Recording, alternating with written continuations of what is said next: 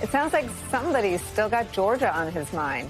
Stunning new reporting from our MS Now colleague Ken Dilanian shines a light on an FBI that is seemingly more concerned with pleasing Donald Trump's fragile ego than following the truth or centering the world's premier law enforcement agency around the gravest threats facing our country.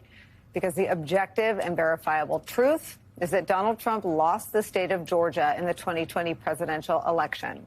He lost it by 11,779 votes. We all heard him beg Secretary of State Brad Raffensperger to find just enough votes to undo that result, that defeat. But Brad Raffensperger stood firm against Trump's pressure. And it's something that Trump's current director of the FBI either can't do or won't do, even if it damages the credibility and effectiveness of the FBI. Donald Trump's efforts in Georgia are just one of the flashpoints that were investigated by former special counsel Jack Smith.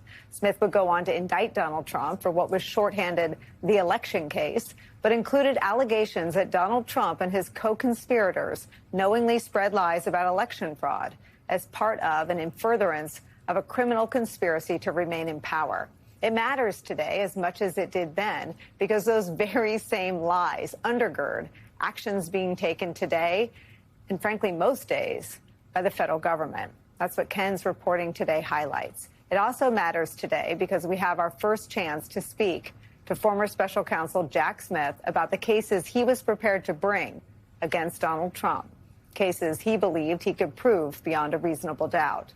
This is his first interview. He'll join us live right here coming up in the next hour.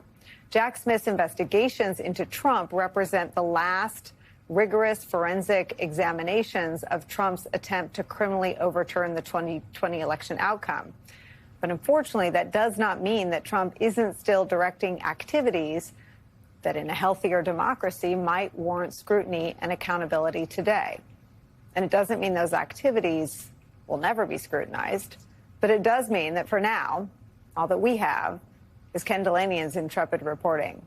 That reporting found that FBI Director Kash Patel is surging resources into a, quote, priority investigation related to the 2020 election in Georgia. That's according to two U.S. officials familiar with the matter, ordering personnel from all field offices to participate. When asked what those analysts would be looking for, one of the officials said, quote, looking for derogatory information is the short answer. The idea is to build a case, look at associations between people, look into their social media, their business activity, travel, contact with other investigative subjects.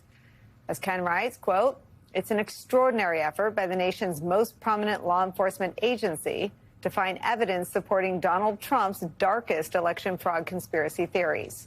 When contacted by MS Now, the FBI declined to comment. That is where we start today with Justice and Intelligence reporter Ken Dilanian, also joining us, former top DOJ official and general counsel for the FBI. Our legal analyst, Andrew Weissman, is with us as well. Ken, take us through what you're reporting.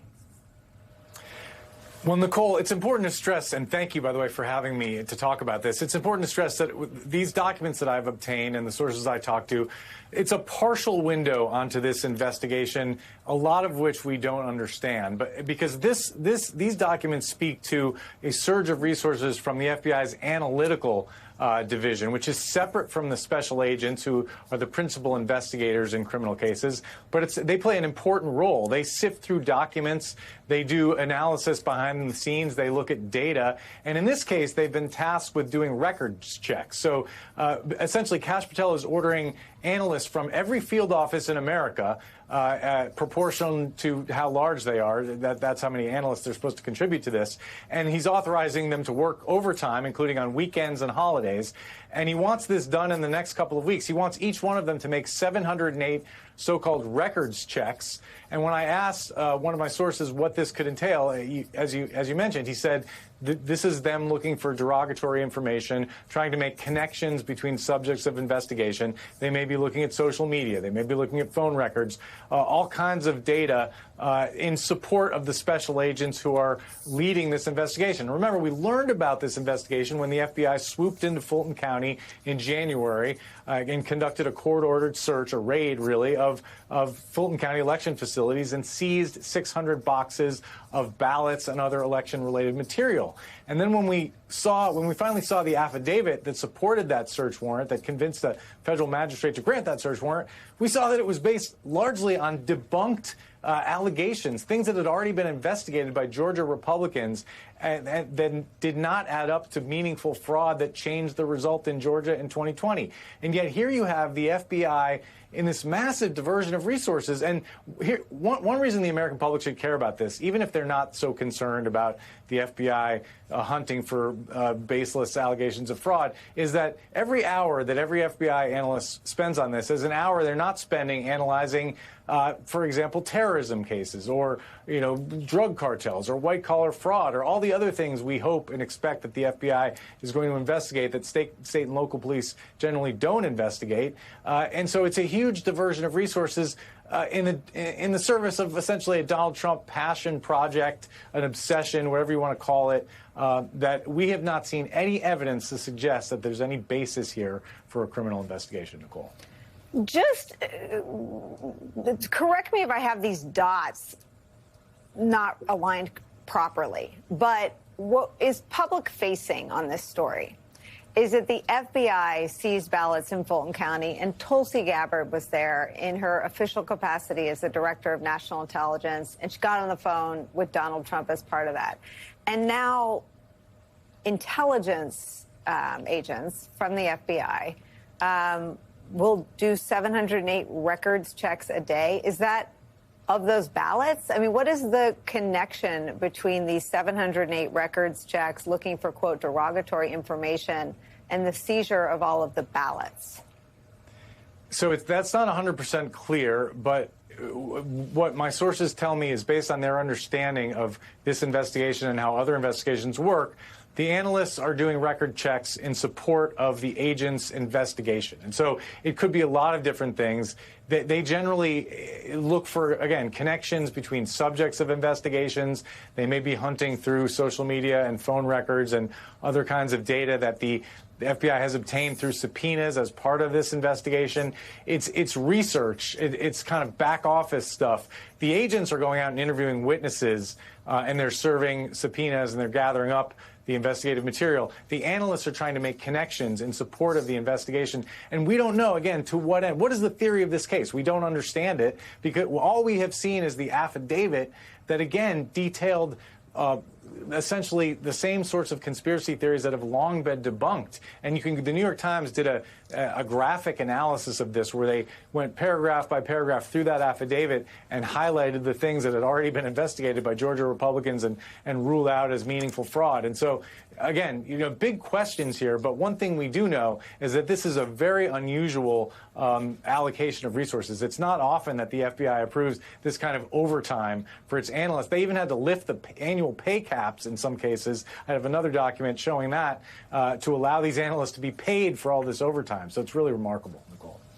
I mean, Andrew, the other remarkable piece, again, we only know what has burst into public view, but the first thing that burst into public view was Donald Trump, not with any knowledge of any fraud, but with a number in mind. He told Brad Raffensperger not to root out the fraud, but to find 11,880 votes, which was the exact margin by which he lost.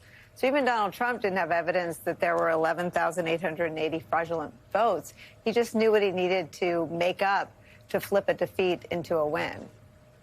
Absolutely. And you're going to be able to speak to Jack Smith about why he believed that he had proof beyond reasonable doubt that this was a big lie.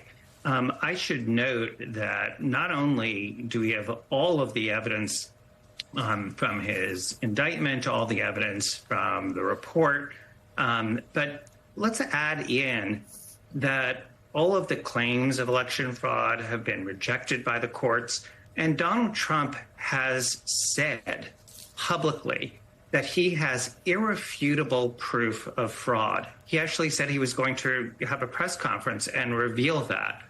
That day has yet to come.